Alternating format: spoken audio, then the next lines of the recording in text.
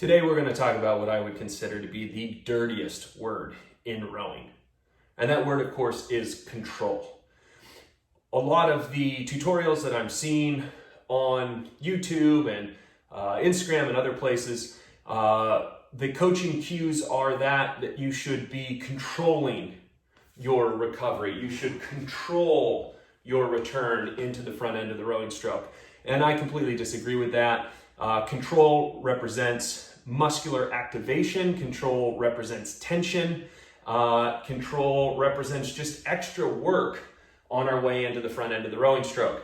And when it comes down to it, this machine only monitors the effort that you're making during the drive portion of the rowing stroke. So as we push away, that effort is being recorded on the machine.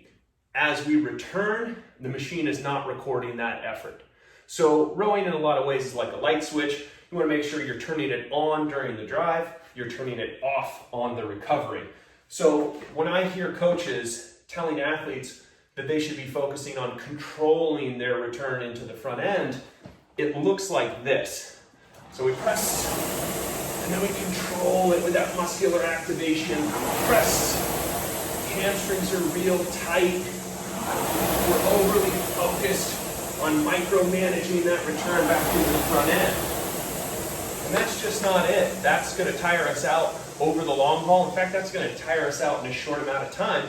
And again, any effort we make on the return does not manifest in better splits, bigger watts, faster numbers on the rowing machine. Instead, we want to focus on freedom. We want to focus on freedom during the recovery. We want to focus on timing during the recovery. If rowing is like a light switch, which it is, turn it on during the drive, turn it off on the recovery. So instead of it looking real tight and managed into the front end, there should be more of a flow, which looks like this.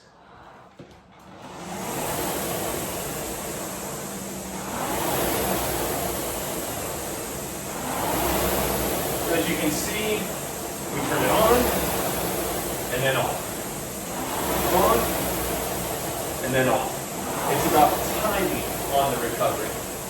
Floating long, floating easy. There's a real freedom to it as we return to the front end of the stroke. So again, this direction is called the recovery. It's not the work your way to the front end. It's the recovery. The drive, it's the drive. Makes sense. We're putting in power, we're putting in intensity, acceleration, everything necessary to get this fan moving up to its highest speed, highest wattage, fastest speed. On the recovery, we're allowing the fan to work for us, and we're trying to turn it off so that we can recover.